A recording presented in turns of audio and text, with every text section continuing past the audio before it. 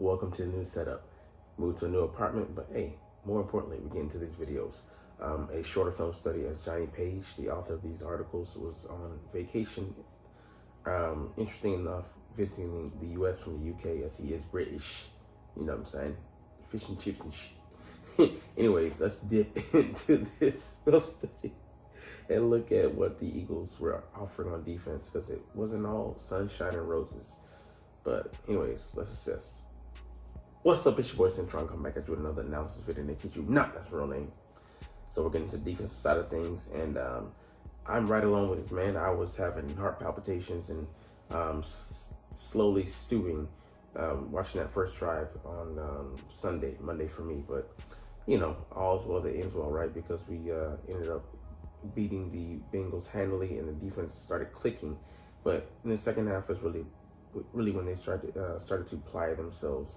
But in the early going, you know, there were some iffy results, and like the first drive, Joe Burrow had completed 92% of his passes, and you're like, come on, man, let's not have a Tampa Bay repeat. Going back to 2023 when we allowed quarterbacks, in 2021 as well, better quarterbacks to destroy, literally obliterate us. So let's get into the tape, man. All right, this was obviously awful because due to the motion in the formation, we ended up having our edge rusher against their number one receiver, Chase. So he motions into the backfield, ends up being the responsibility of Nolan Smith, and that's just easy work. Safety doesn't get over there too late, and Jamar Chase gets an easy touchdown. Anyways, that's the danger of some things, with alignments and such, and not having just pure man coverage zone. You run into possibilities of getting a mismatch, and like I said, it happens, but you want to mitigate those circumstances as much as you can. All right, Cooper DeJean covering Chase ends up being a blitz. He motions out, and when they motion, he has a free release here. That's just tough. But he does himself no favors by going too far inside. And he's a rookie, still learning, but he played pretty stellar this game. Because on the opposite end of the spectrum, he got him down on fourth, and he was shot out of a cannon and was able to corral Chase for a loss of downs, because that was fourth down. So take the good with the bad. He's still learning on the job, and he only has a couple of games of starting experience. All right, again, using motion. So showed it on the offense on our side. We were using motion, the same, on the same spectrum. They use motion in their offense to attack our defense. So flood concept, tight end gets lost. I think it's Gesicki. He's kind of like a big slot there. Just falls off. I don't know whose responsibility that was, but most likely I'll say it's a second level defender that looks like it might have been Nakobe Dean. But these busts are gonna happen. And CJ Gardner-Johnson is apparently responsible there, but we're still working out the kinks. And even though it wasn't a perfect game, those kind of things are going to happen, especially when, like I said, in a defense where communication is vital. Those kind of things, until we get it down, until we know the defense like the back of our hand, and it's like second nature breathing. I'll take that over what we're going to see below, between disparity between these two guys. And Cooper DeJean, like I said, he tracked Jamar Chase. Well, this play, he's like, you ain't going nowhere, man. I got you. Undercuts the route, and then plays from the inside out. Using the sideline as the another defender, which is excellent. Just excellent technique. I love the point that was made that him and his draft mates have been seeing motion for most of their careers, especially since college, so they're used to it. Whereas a guy like Avonte Maddox is kind of, he's not even that old, but grandfathered in as far as his generation dealing with, those type of things. So what happened in the Super Bowl, he got all kind of, flipped inside out, and yeah, we had to pay for it. All right, versus what you see here with Avonte Maddox. All right, went to Twitter, but might as well go ahead and roll the tape. All right, come on, man. I think that's Avonte Maddox there. He just isn't able to get there. Takes the angle, he just dives, you know.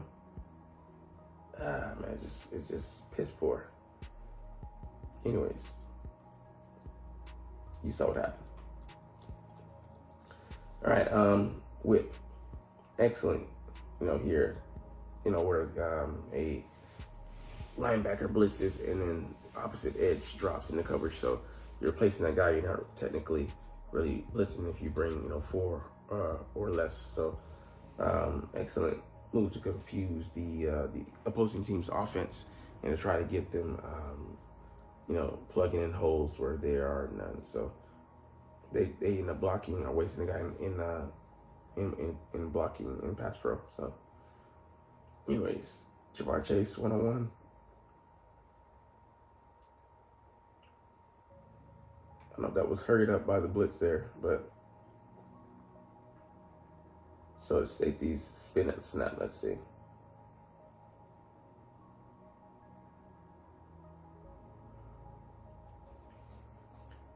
Let's see what's CJ doing here. He's at the signal high. He's able to get over and be in perfect position. I mean, couldn't have played that any better. So as much as flack as CJ takes, and you know him letting some touchdowns, I think 4 in his first 4 games happen. He has picked it up. You know, like I said, up above, he was the cause of that consternation with him not being where he needed to be. But you know, I'll take the you know, progressive erasure of mistakes versus, you know, the big ones we've been having. You know, Smith just getting after it, man. Getting after his former teammate, Amarius Mims, on the right side. And he just, it's a nice little deep there. And gets around him. You'll see how he uses his hands from this angle. All right, him being able to just fake, you know, that he's gonna touch ground, and you know, just brushes him aside. So, I mean, like I love what I'm seeing from his repertoire.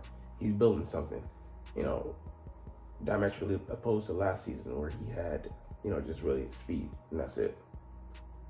Now speed to power and power to speed. All right, so we start to run without the use of a 5-man front. All right, Zach Bond there getting in position. He just playing the run excellent, man. Just sifting through traffic.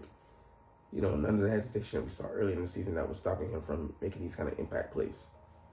Excellent. Oh, this is the one that BG made.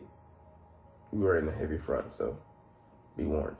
I mean, Brandon just sticks in there. Damn. And it comes to him, but he just stands the guy up, man. I mean, you know, several guys there just, solid gap assignment. And then Nakobe Dean flying down. He plays well when he's protected, so he kind of blows that up. You know, he didn't make the tackle, but he did impact the play. So I love this one, a shorter film study, but yeah, man, I hope that we can play up to our standard because it looks like Brian Thomas Jr. and he's a long shot, but Gabe Davis will be playing, and then Bixby and ATN will be coming back from injury. So, you know, tough sledding, and that guy's explosive, you know, creates explosive runs. So we got to definitely be aware of those two, especially, you know, ETN and pass coverage. I started getting out to pass routes, so we'll see. Anyways, like I said, we'll try to do this officially, but hey, you're not even watching, no, but it's all good because I love making these videos and I love talking about freaking thinking Philadelphia Eagles. So, like I said, we'll get up out of here, but hey, as always, It's fly, Eagles, fly, and let's motherfucking go. Like, comment, share, and subscribe if you like. Thanks for watching. Check me out at Centron Anime, Centron Life, or Centron Laughs, or other social media.